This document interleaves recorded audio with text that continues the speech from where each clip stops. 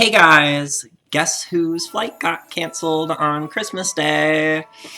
It's mine. So now I'm home for the holidays after being home with COVID-19 for forever. Well, I fly tomorrow, so there's that. Hopefully that goes well.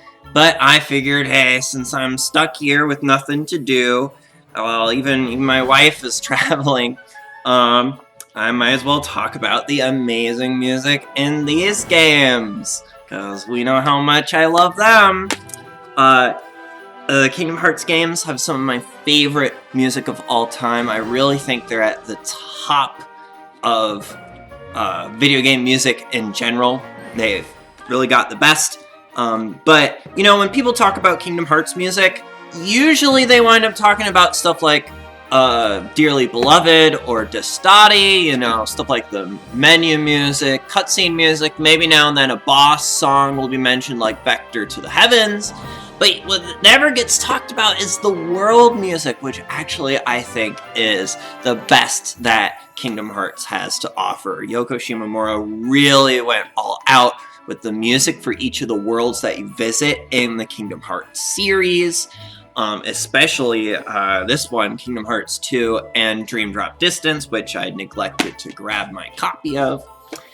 So what we're gonna do for this Christmas is I'm gonna rank my top 10 favorite world themes from Kingdom Hearts, the whole series, every single game. Alright, let's start. First, before we go through my top 10, there's just a couple of honorable mentions. They're not necessarily the next 5 favorite ones, but they're ones that either are really special to me or are really great ones that really deserve a mention that didn't get in here. So my honorable mentions are Home of Dragons from Kingdom Hearts 2, The World Within from Kingdom Hearts 0.2, A Fragmentary Passage, Castle Oblivion from RE Chain of Memories, Traverse Town from Kingdom Hearts 1, and Happy Hair Day from Kingdom Hearts 3.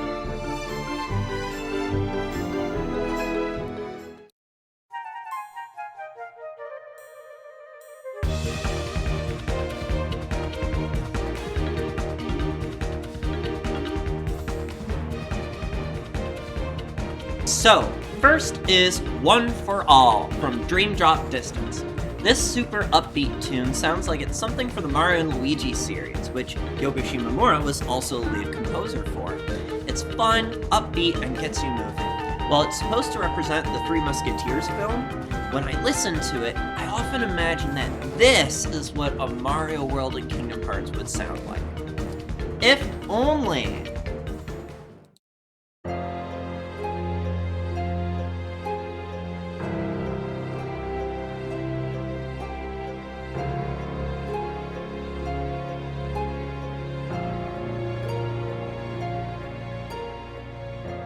Next is The Silent Forest from Birth by Sleep.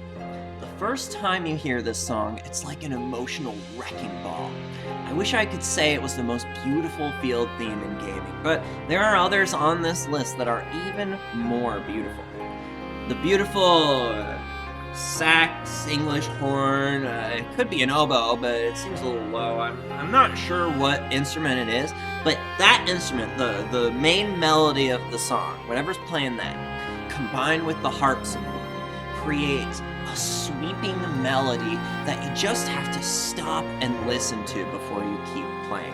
I remember when I first got to this world, the Enchanted Dominion, when I was playing Birth by Sleep on the PSP, and I literally had to stop what I was doing. I was hanging out with friends. I had to go sit in another room, slap some headphones on, just sit and listen. It was so jaw-dropping. This song is a great example, speaking of jaw-dropping music, it's a great example of Yoko Shimomura's ability to write jaw-dropping music.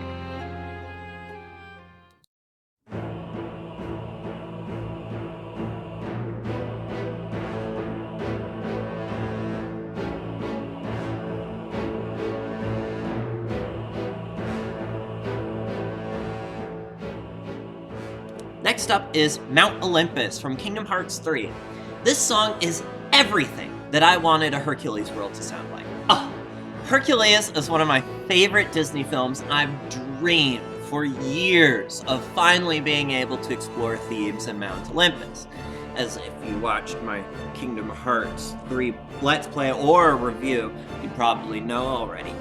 This song perfectly captures that triumphant, classical feel that the movie's soundtrack and tone have. You really feel like you are in the land of heroes and myth when you're listening to the song. And it really, especially at the beginning, really makes me think of climbing a mountain towards the heavens. Oh, it's so good. I get chills every time I hear it.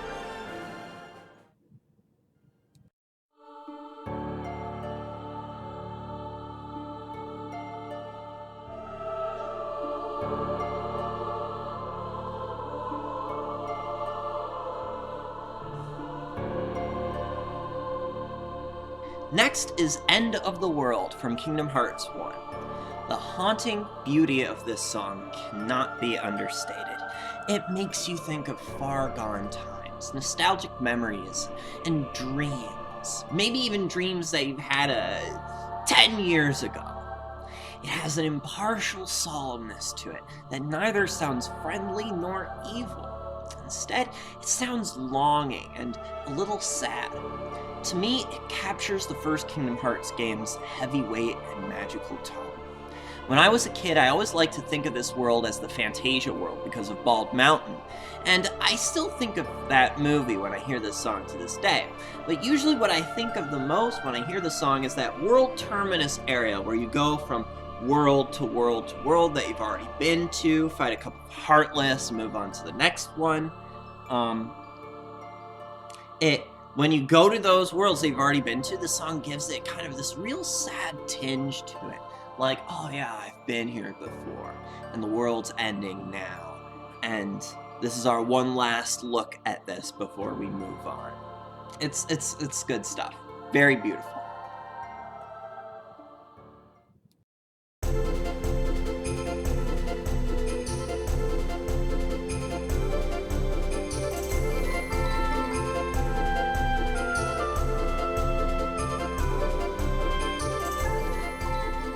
The next song is The Fun Fair from Dream Drop Distance. Monstro already had a great song. Sadly, it's not on this list. But Prankster's Paradise in Dream Drop Distance blew me away. It's exactly what I would want from a Pinocchio world theme. It's happy, it's colorful, upbeat, it's got a little bit of magic to it, like a Golden Age Disney film. And yet, listen to it. There's something really sinister about it, isn't there? Somewhere underneath that surface is something antagonistic and aggressive. It's perfect for Pleasure Island, which, if you've seen the original Pinocchio film, was big and fun on the surface, but freaking messed up once you find out the truth of the whole place.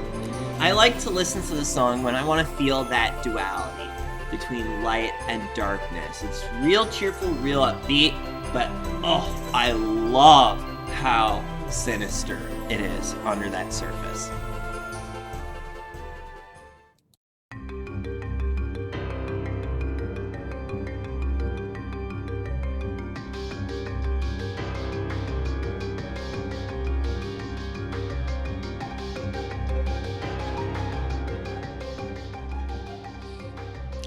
At the halfway point, number 5 is The Underworld from Kingdom Hearts 2. Now, I know I said that Kingdom Hearts 3 has the perfect Hercules song, and I stand by that, but this song is better. It only fits the Underworld, which is why I say the other song fits the movie better overall, but the atmosphere in this song is insane. It's Yoko Shimomura at some of her best, with her iconic style of 8th note rhythms fading in and out on top of each other, and a spooky organ and choir in the background. It's fun to sing, it's dark, it's haunting, it's perfect for when you're drawing and you want to capture the feeling of the land of the dead. This is one of those songs that I think gets massively overlooked. And I was thrilled, I've been playing Melody of Memories lately, and I was thrilled that this was in that game, that it got the attention it deserved. Oh, it was good. Oh, I was so happy doing it.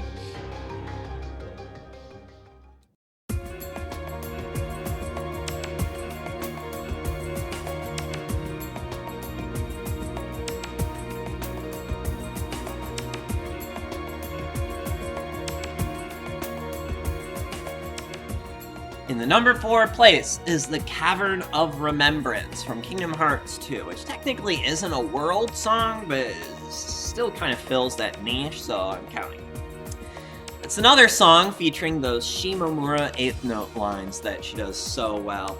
This song is hauntingly beautiful, but it's a lot more upbeat than End of the World. To me, it feels like a final goodbye, or the sun setting on a landscape. It's got these beautiful lines, an intimate piano part, and a foreboding bass. Oh, and I love the bass line in this song so much. When I hear Cavern of Remembrance, this song makes me reflect on so much. My art, my life, how I've changed, how I'll continue to change, the characters that I've made, and all the worlds that I've created in the past. And words can't describe the strong feelings that this song evokes. It's a very powerful song, and I think it's cool that it's in such an easily overlooked area. This place wasn't even in the original Kingdom Hearts 2. It was added in the final mix version. I heard it on the soundtrack years ago, but I didn't get to actually experience it until the HD remaster on the PS3. This song is really something special.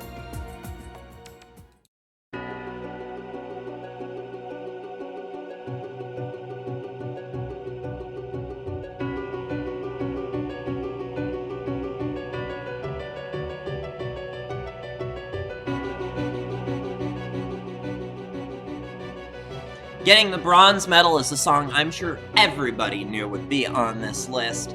Hollow Bastion from Kingdom Hearts 1. It's almost impossible for me to describe the awe-inspiring atmosphere this song creates, but if you've played the game, you know. The organ, the strings, the bells, the piano, it all combines into something so powerful, so foreboding, and yet so triumphant. When you first get to Hollow Bastion, you think it's going to be the final world, and this song really sells that point. It makes me think of the waterfalls with the castle looming above us, or that beautiful library with the light pouring through the windows that you have to solve a puzzle in, or the floating platforms that you ride around the castle on. And, you know, what I find interesting is that there have been many versions over the years of this song, almost all of them great. The original Kingdom Hearts 2 version, I think, is the only one that I didn't like. They fixed it in the remake, of course. And yet, the original PS2 version of Hollow Bastion from Kingdom Hearts 1 still, in my opinion, remains the best version. It just has a sense of scale and dark grandeur that the others lack.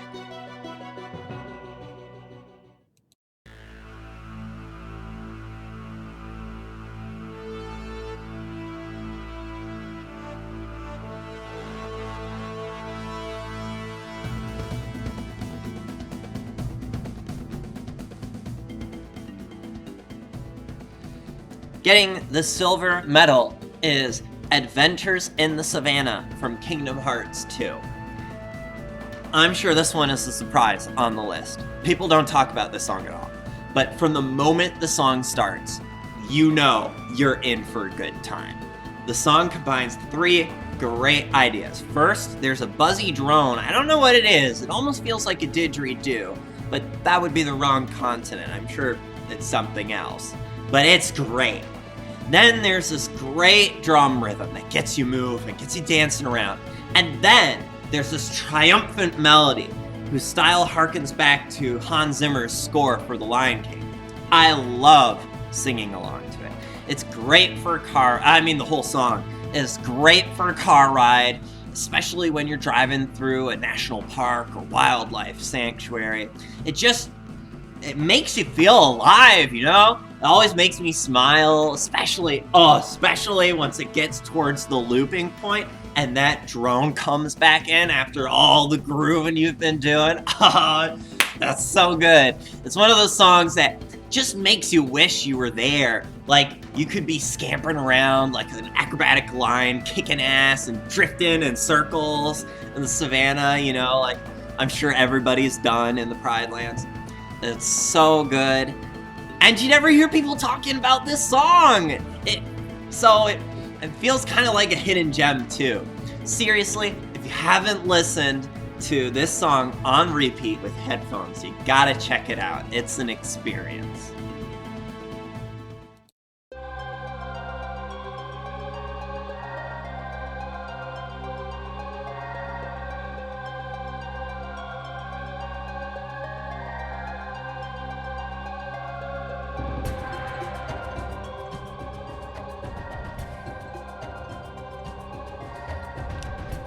Getting the gold medal.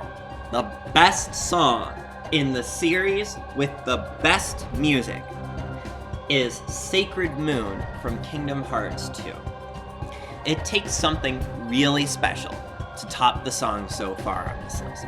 This could be Yoko Shimomura's best work. It's one of my all-time favorite video game songs. Like, we're talking top 5. It starts with one of Shimomura's trademark 8th note lines, this hauntingly beautiful harp that builds up and takes you with it, and then pulls you down before starting again. Behind it is a wailing choir, giving the world its sense of finality. And then the drums come in, and the strings, given this almost a groove. It's not quite marching music, but it still makes me think at least of Sora running around. Or, you know, when you pause Kingdom Hearts 2 and the characters are there walking forwards in place? This song definitely makes me think of that. It's fiery, it's intense, but then this beautifully intimate piano comes in and it just melts your heart. And the whole time, you're still following the harp up and down and up and down. The whole experience is just unimaginably beautiful and foreboding. Like Hollow Bastion, there have been a lot of versions of the song. The Dream Drop Distance one almost made this list into the top 10. But my heart has to go to the original PS2 version of Sacred Moon. Now, Kingdom Hearts 2, I think its soundtrack was seriously hurt by the PlayStation 2 sound samples it used. I think the remake on the PS3 significantly improved its soundtrack. The remake version is one of my favorite video game soundtracks of all time. But in this case, I think the original PS2 version of Sacred Moon, it's a little messier. The instruments blur together a little more. And I think it gives it a more reverby or encompassing film than the remaster's clean sounding notes, you know? Kind of like the difference between playing a N64 game on a 4K HD television and playing it on a CRT television, where it's just a little more blurry, a little messier, but it's like good in that way. You like it in that way. And I feel that way about this song. But however you experience it, Sacred Moon is an undeniable masterpiece and a highlight of the video gaming medium. And there you have it. 10 of the best songs in gaming. I hope that inspired you to take a look at some of the world music in Kingdom Hearts. If you haven't paid attention to it before, or maybe you've only played 1 or 2 Kingdom Hearts games and haven't heard what the rest of the series has to offer, I hope this inspired you to check it out. It's really wonderful. One of my favorite things to do in Kingdom Hearts when I'm playing a new Kingdom Hearts game is just go to the next world so I can see what music it's got. It's always great. Almost always great. But it's a highlight always when I'm playing a Kingdom Hearts game is getting to see what music the next world has. Yoko Shimomura is so damn good at it. especially when you get to the final worlds, and she really pulls out the emotional melodies and stuff. It's good stuff. Well, thanks for watching. Happy holidays to everybody. It's sad that I'm stuck here, but it is what it is. I'll talk to you guys later. Take care.